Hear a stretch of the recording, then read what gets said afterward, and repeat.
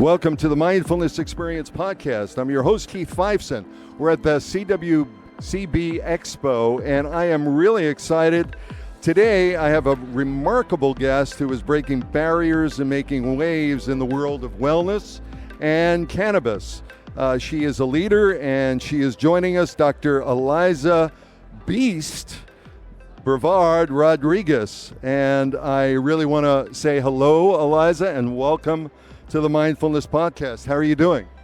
I'm doing well. Thank you so much for having me. I'm really very excited to have you here. And you know, you've got a really interesting background. You're a very interesting person. And I really am wondering, when you look at, can you share with our listeners, you've got an incredible story to tell. And there's a lot of transformation happening, continuing to happen, not only in this industry, but also in the world that you are in. I'm wondering about your journey. Can you share a little bit about your journey and really what brought you into the world of cannabis? Absolutely. So I started off in the space of government and military. I spent 10 years in the service.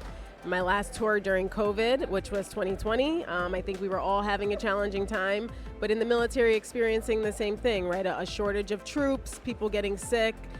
So I was actively working here in the city for the MTA and the Transportation Agency, writing policy, and they gave me a call and said, we need you to help out during COVID. So I was a military police officer. I went and conducted that mission during COVID, and I was injured on that last tour. That was my second combat tour, and was medevaced, and the VA was a little bit more generous with opioids than comfortable. And I started to, go on a different sort of journey where, I was mourning, dealing with the ending of my career, but then also this challenge with opioids and the pain that I was enduring for my injury. So I reconnected with cannabis, and it started to solve so many problems, not only from an injury perspective, but I started to go on a healing journey internally and spiritually that I didn't realize that I really needed to. And that sort of ignited me in that direction. And then New Jersey went recreational adult use. And I already owned a wellness facility, and it just made so much sense to enter on the other side. And that's how we started the brand, The Other Side Dispensary. So the Other Side Dispensary, as well as, is it your sweet or sweat wellness? Sweat wellness? I love it. Okay. So we got sweat wellness, and your vision, I like the story that you're talking about, because what a lot of people don't realize is they look at cannabis as a sort of a, let's chill. And there is that aspect of, chilling and, just having a recreational time. But there really is, as per your story, there's this endocannabinoid system. There is the ability to go ahead and make us feel right. And I'm wondering your vision for the other side as well as for sweat. And I've read a little bit about it. I think it's very interesting. Can you talk to that a little bit more? Absolutely. So Sweat is a wellness facility that is completely non-related to cannabis. It is, we have yoga, meditation, a salt cave, infrared sauna, massage therapy, all the ways that you need to heal without the infusion of cannabis. However, when you go over to the other side, which is also why we branded it that way, you can have your alternative solutions. And that's really what I want to bring to the forefront. My whole healing journey, even before that last tour and having my run-in with opioids and that whole revelation, I had already owned Sweat. I was already connected to wellness and was a way that I was making it through a space that wasn't inherently true to me. I went to the military as a form of getting out of survival mode and, really taking control of my life. And I used all the tools and the resources that they gave me, but it was sometimes an uncomfortable space to be in. I'm a woman, LGBTQ, minority community as a military police officer. So there were a lot of challenging experiences there and wellness and spin and just so many different avenues that I used to keep my sanity. When I then connected with cannabis, it just made sense to have this all-encompassing really company that brought to fruition for people that need weed, that don't need weed, however you need to heal, and that's our slogan, is do good, get high, be well. However that is in that form or fashion, we just want there to be decent humans. And I think inherently it's really hard for us to do that, because even though we're doing it recreationally, all of us are looking, when we consume in some fashion, we're all looking to heal something, whether that's just to lower our anxiety, to chill, like you said, like we're just like having a chill session, but we wanna lower and vibe and reduce our anxiety. We're all patients in some capacity. So that's really what I want to bring to the forefront. Yeah, and I really love, this is the Mindfulness Experience podcast. So when I hear the integration of sweat and I understand, the balance there, we're thinking about, there's 5 areas internally that we have to heal: our mind, our body, our spirit, which is really the breath. The root word of breath is spear, as in spirit. Whatever we breathe life into, that kind of a thing. The food, what we put in our body, and then sleep. And then the other 3 are external: the relationships, the environment, and their aspirations. What I love about the other side as well is you're really creating a community here where people can connect with each other and normalize their crazy. They normalize their crazy, and, we're all interconnected. We all have a story. We all come from some kind of a background. And I was really intrigued with your, I know how difficult it must have been as a military vet myself, in challenging being a woman and being LGBTQ and being, involved in the military police as well. That's big, but yet I saw your recent Instagram, and you have a wonderful looking family today, and there was something you said on the Instagram that really hit my heart, which was really about this is really where it was something like, this is really where the juice is, this is really where the love is. Would you mind talking to that a little bit in terms of like where your journey has been, and you've talked to that, where you are now and where you see the vision going maybe a little bit more, and bringing your family along perhaps? You see me smile so bright because that's really all of my joy, which I think, there's a couple things, I can unpack there. From a minority community standpoint, I feel like there's so many of us trying to get out of survival mode that we don't thrive, so we don't get to embrace joy. I think the other piece of it is that when you become an entrepreneur and you're chasing success, you think the success and the money is also going to bring you joy in a different regard, and that doesn't either. So I think that is one piece that the universe knew that I needed to keep grounded to excel on this mission. Because without that grounding factor, and we all need something, right? That's why spirituality is important, religion is important. There has to be some faith or something that grounds you, your family, whatever it is. And for me, my wife, today's actually our anniversary. Congratulations. Yes. My anniversary this last week. Really? Oh, congrats. How many years? 27 years this time. You're amazing. We both were married twice before. Okay. Wow. And that's amazing. I love that. I love love. I do, because I feel like that's the healer. I am so much of a better person because my wife keeps me grounded. She's someone that I trust, that I know loves me for me at the core, and then I have these beautiful kids and this family that we created. I love it. Now tell me, I saw something on Netflix. You do some acting too, yes? That's just some fun stuff. When you're formally, a lot of those shows that have cops and stuff, I was, obviously in the service, so they hire us as special abilities actors to make sure that the cop scenes and the military scenes actually look very realistic. But I mostly got into that space because of my daughter. I got her into working and, doing like Carters and modeling, because my wife and I have a beautiful family, and they are what is really driving this mission. I hope that one of my kids takes the business, or even just takes the creativity that I have in me and wants to create in the world, because that's what we are. We're just creative beings, and we need to be able to have the freedom to do that. That's such a wonderful, poignant aspect of, you get all the cash and prizes, but if you don't have love, then what good is it? I mean, you can be lonely and pretty pretty negative individual, right? I mean, so one of the other things that intrigued me about you and your profile was you're a doctor, you're a professor of cannabis studies, and I'm wondering about your view of the CB1, CB2 receptors. And most people don't really dive into the endocannabinoid system. They don't dive into the whole area of wellness and what happens there. Can you maybe, you don't have to dive into the endocannabinoid system, but dive into the sort of the work that you're doing as a professor and where you see the future of cannabis education taking us, because I mentioned the endocannabinoid system. Most people go, what? They have no idea what that is.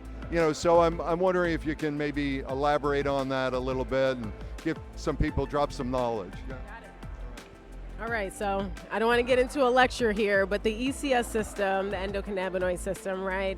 It's just another system that we have in our body, just like we have a skeletal system, we have the muscular system. There's another system that people don't know about, and it was found most recently within the last maybe 30 or 40 years that there started to be more research on it. But the reality is that our body is calling for this. This is how we regulate. This is how we reach that that balance that we need, right? So ultimately, the reason why I got involved in teaching in this capacity, a lot of things when I talk about going to the other side. So when I was in the military, I was an instructor. That was one of the jobs that I had. You'd be in the Army, they make us do all these jobs. So I was an instructor, and I didn't have teaching experience in academia, but I taught a bunch of soldiers and sailors before. So when I got into, I saw in the space, my wife is in academia. So I saw that there was a gap there. I'm like, there's not enough faculty, there's not enough people that are speaking about cannabis education, explaining to them the science behind it. That's what's gonna really normalize this. So for me, I think education is the key. I think it is the solution in many regards. When we talk about research, that's the key. When we talk about rescheduling, that's the key. When we talk about social equity, it goes back to education. We talk about the community, it goes back to education.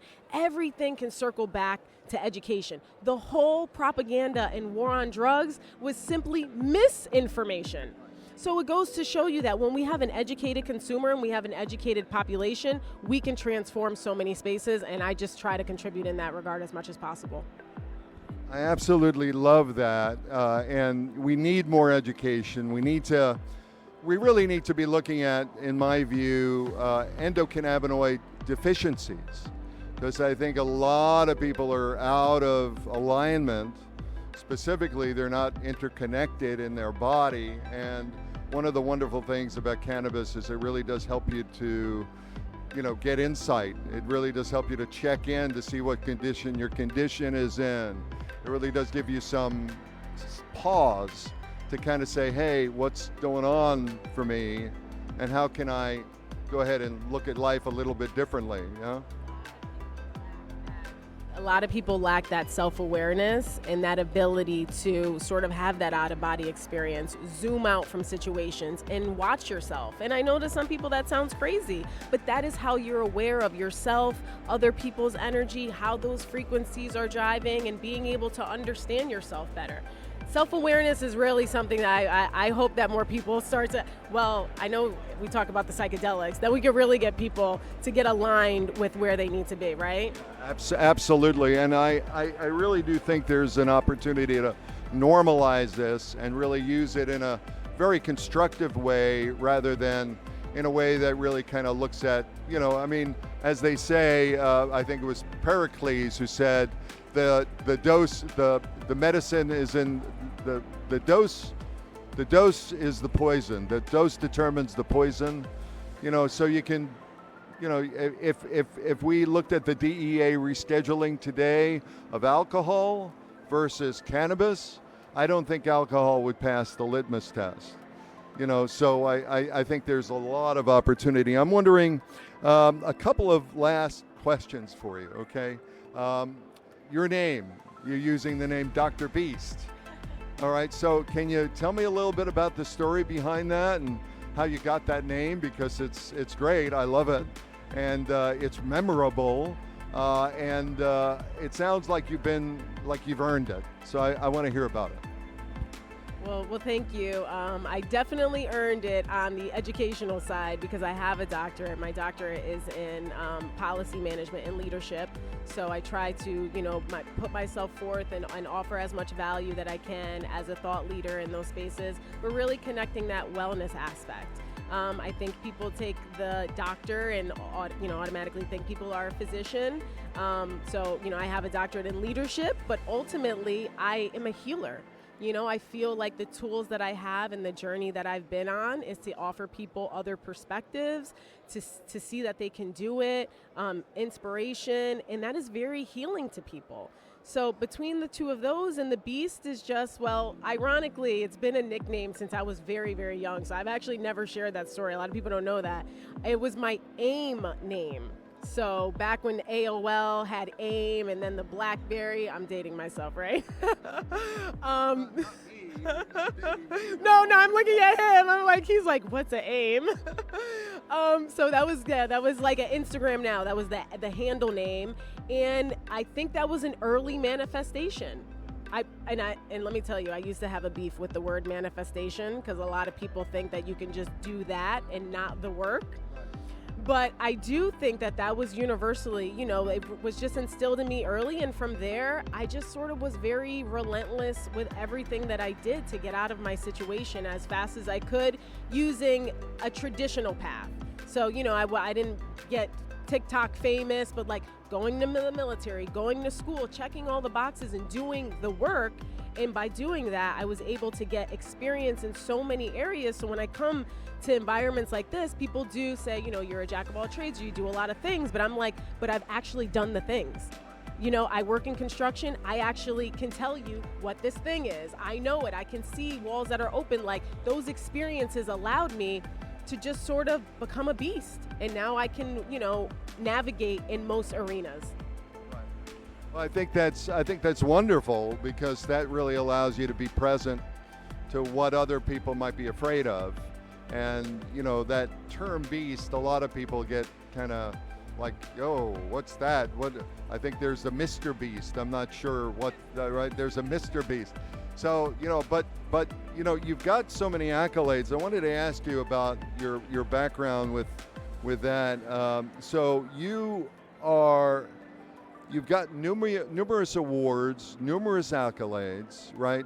We talk about all the things that you've done and all of the projects that you're involved with Sweat Wellness, with, the other side Dispensary, with the acting, with the teaching, and I'm just wondering, how do you balance being a visionary leader, as you are? How do you balance that with staying grounded to your true mission? And maybe you can talk a little bit about what that means in terms of your North Star, the things that you wake up and you kind of go, oh, that's why I'm here, or maybe you're always asking that question and changing direction like a GPS. If the traffic's a little too heavy, you go the other way, which is fine. But maybe you can speak to that a little bit. So I like to always offer two perspectives. We spoke off camera about me being an Aquarius, right? And the nuance that we are, air, aqua, people don't know. I have a lot of it in my chart. And I know you probably know what that means. Maybe everybody here doesn't know. But charts, yeah. Do, so, yeah. So oh, we got to, yeah. You see how excited I got? He's talking about the chart. I have a lot of Aquarius in my chart, and I just think that it is part of my life's purpose to heal in this way. And I appreciate all of it. A lot of times it's validation, and I think our ego, everyone enjoys that, but the reality is that it's just noise. It doesn't do anything for me. It doesn't help solve any of the real problems. And I think as a person who can pull back from situations, that's often what I see. I think there's a lot of smoke and mirrors that go over, well, you get this award for this and you get that. But then when I go to the community, right, the community didn't vote for that. The community doesn't know that. The community's not resonating with that. You still got to show up. So I think that, outside of my family being my ground, like they ground me, but understanding that the actual accomplishments that I want to succeed in, which is closing the wealth gap for Black and brown people and making sure we have more wealth, that's going to really solve real problems, right? That's going to make sure that our kids don't have to feel like they're not joining the military for patriotism, which I support, but because of need or because they feel like they have no other option. I want our next generation to feel like they have options, like they can be free, that they can follow in the path of things that speak to them and feel good to them. So understanding that that's my true mission in the things that I haven't really touched enough people. I'm not saying that I don't have gratitude for those things, and those are moments that just are a reminder that other people see you, but ultimately I still have more service to do. Absolutely wonderful. I love the vision. I actually, as you were speaking, I kind of had the vision of, like just being up on a hill somewhere and feeling the breeze coming through and the leaves and the, feeling like, just being proud, being proud to stand up and being proud to do what you need to do and having the ability to do it, more importantly. And, isn't that wonderful? Let me ask you, with hindsight, insight that you have, and some foresight, where do you think the industry is going, from today? Obviously, we're looking at some nice changes, hopefully this year, with the DEA rescheduling. And, where do you feel the industry is going, and where do you feel that, where do you feel people who want to get into this industry, that want to take some steps and really want to kind of, they may look at your bio and they may want to go ahead and emulate you in some way. How should they start, or what should they do? I would definitely say that it first starts with the community.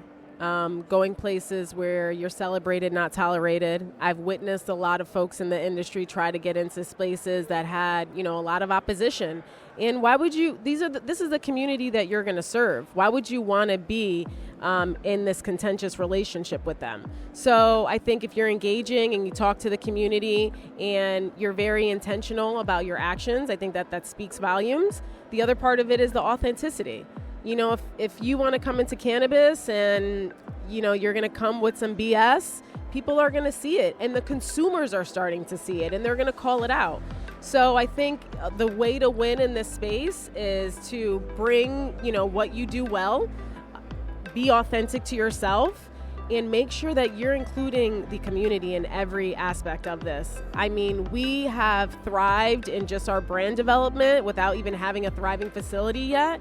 And our connection to the community is so thorough because they see me. We show up, we're there, we do the work. And I think that that's really the keys to success. And I love the idea of community. I really love the idea of a consumption lounge. I think we should open up, take over some of these buildings and make them eco-friendly, and build communities within the buildings.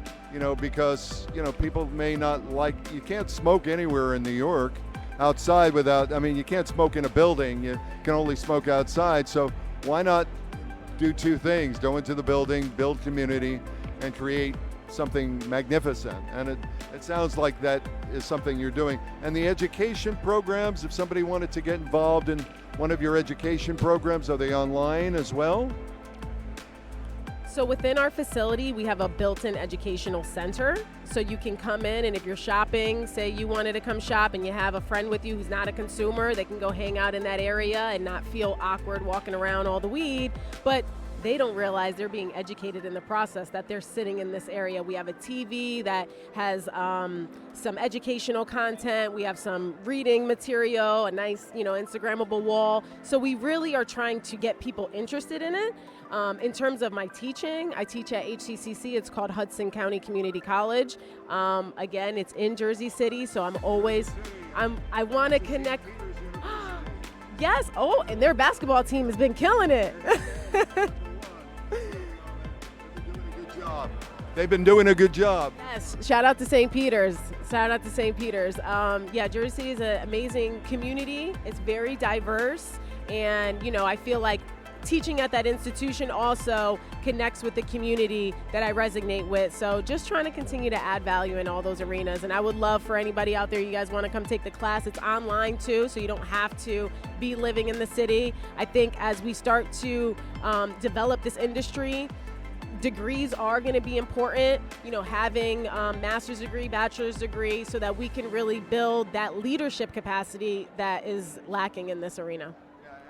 And how do people get a hold of you? What's your website, and/or if they want to get more information on education and/or visiting, the Sweat as well as the other side? So you can follow us on all of our socials. My personal one is at BeastRod, BEAST.ROD. And then the other side, _worldwide. Those are our socials for Instagram. Our facilities are in Jersey City, so whether you want to come to the Cannabis Dispensary or you want to come take a yoga class, I would love to have you at a yoga class at Sweat. Please come check us out. We're in the Heights section. And LinkedIn. Hit me up on LinkedIn. I'd love to talk. I do a weekly blog on leadership and, women's leadership. So try to be engaging as much as possible, so please feel free to reach out. Beautiful, beautiful, beautiful. Thank you, thank you, thank you. Thank you, Dr. Eliza Brevard Rodriguez, for joining us today. Your journey is really a testament. It's a testament to resilience, to innovation, and to empowerment. So really appreciate you being in this world and doing the work you're doing as an LGBTQ woman who is powerful, who is proud, and is doing the work for other people as well. So thank you so much, really. So to our listeners, make sure you check out the Other Side Dispensary and Sweat Wellness. That's SW3AT, Sweat Wellness, spelled a little different. And until the next time, stay mindful. This is Keith Fiveson at the CWCB Expo. Check it out. Thank you.